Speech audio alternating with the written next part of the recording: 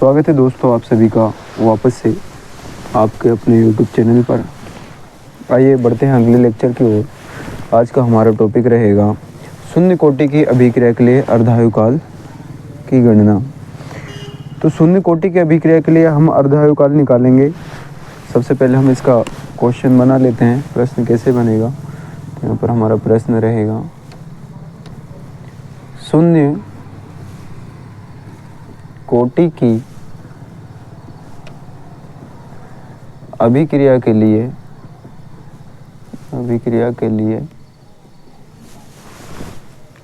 अर्धायुकाल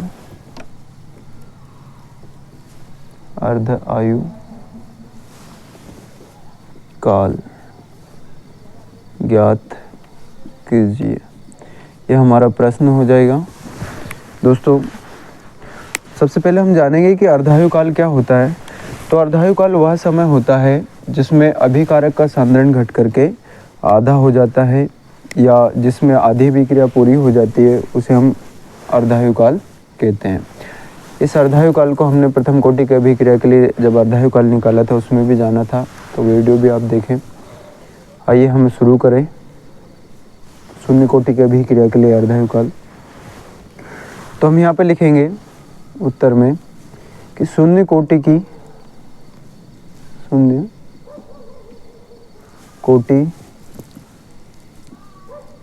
अभिक्रिया के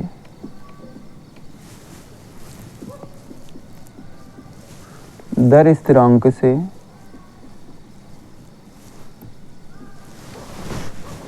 हम जानते हैं कि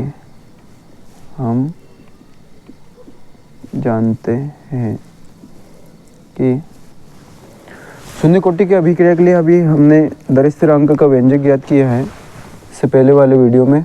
तो हमने निकाला था कि शून्य कोटि की अभिक्रिया का जो दर स्थिरांक का व्यंजक था वो था k = a0 - a/t। दोस्तों जहाँ पर हम इसके बारे में लिख देंगे कि जहाँ k = होता है दर स्थिरांक,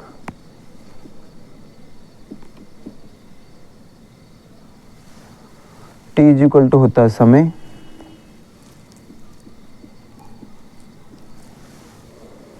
a = होता है अंतिम सांद्रण,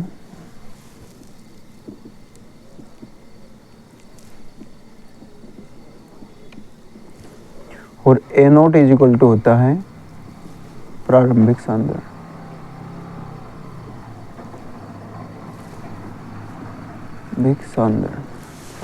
दोस्तों अब हमें जो है समय के बराबर निकालना है। अर्धायुकाल चूँकि समय की गणना करना है, इसलिए हम एक नया समीकरण बना लेंगे, यानी t को इधर ले आएंगे और k को यहाँ ले जाएंगे। तो t = हमारा नया समीकरण बनेगा a0 - a/k। ठीक है दोस्तों, अब हमें अर्धायुकाल की परिभाषा से पता है। यहाँ पर हम लिखेंगे कि अर्धायुकाल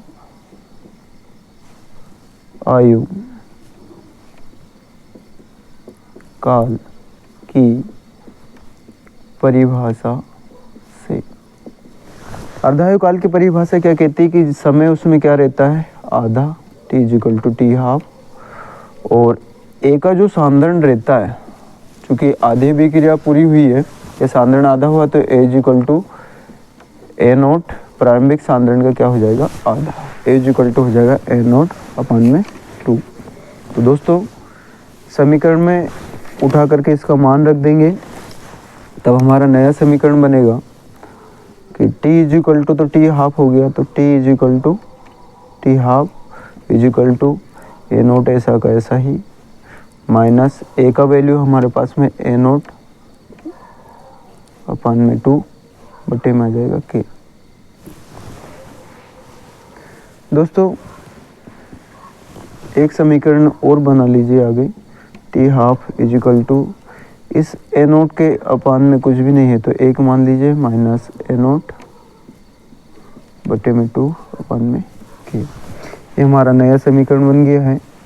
और इस 2 का इधर मल्टीप्लाई हो जाएगा और 1 का इधर हो जाएगा, तो नया समीकरण फिर बन जाएगा हमारा t½ is equal to 2a0 minus a0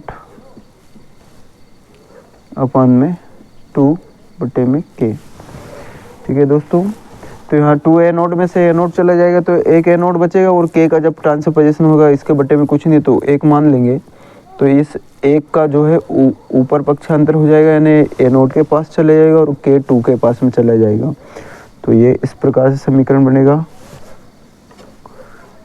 t½ is equal to 2a0 में से a0 गया तो क्या बच गया, a0 अपन में एक a0 के मल्टीप्लाई में चले जाएगा तो a0 ही आएगा और 2k के मल्टीप्लाई में चले जाएगा तो यहाँ पर आ जाएगा 2k। तो ये दोस्तों था हमारा शून्य कोटि की अभिक्रिया के लिए अर्धायु काल। अब इसके लिए कुछ कथन है कि भाई जो है शून्य कोटि की अभिक्रिया के लिए जो हमने अर्धायु काल निकाले वो कैसे है। तो शून्य कोटि की अभिक्रिया का अर्धायु काल 10 दर स्थिरांक के व्युत्क्रमानुपाती होता है। हमने देखा यहाँ पर t½ इज इक्वल टू 2 के नीचे आया, तो शून्य कोटि की अभिक्रिया का अर्धायु काल दर स्थिरांक के व्युत्क्रमानुपाती होता है। इसके बाद ये जो है a0 के बराबर है या a0 के बराबर आया है, तो हम लिख देंगे यहाँ पर कि शून्य कोटि की अभिक्रिया का अर्धायु काल प्रारंभिक सांद्रण पर निर्भर करता है। तो प्रश्न ऐसा भी बन सकता है कि सिद्ध कीजिए कि शून्य कोटि की अभिक्रिया का अर्धायु काल प्रारंभिक सांद्रण पर निर्भर करता है। तो हम यहाँ पर इसके कुछ कथन है वो लिख लेते हैं। कथन जो हमने इसको सिद्ध किया उसमें निकाला, तो कथन नंबर 1, सबसे पहला कथन हमारा क्या बना कि शून्य कोटि अभिक्रिया का अर्धायु काल, शून्य कोटि अभिक्रिया का अर्धायु काल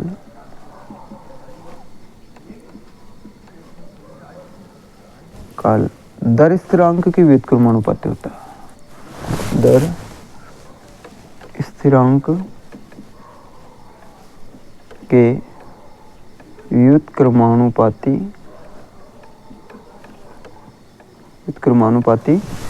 होता है। ये पहला कथन हो गया हमारा। दूसरा कथन क्या निकाला हमने यहाँ पर कि जो अर्धायु काल है वो प्रारंभिक सांद्रण के ऊपर डिपेंड करता है। तो यहाँ पर हमारा दूसरा कथन लिख देंगे हम कि शून्य कोटि अभिक्रिया का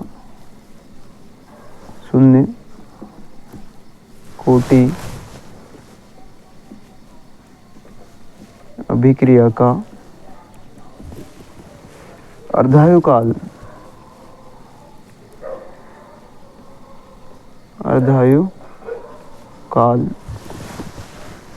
प्रारंभिक सांद्रण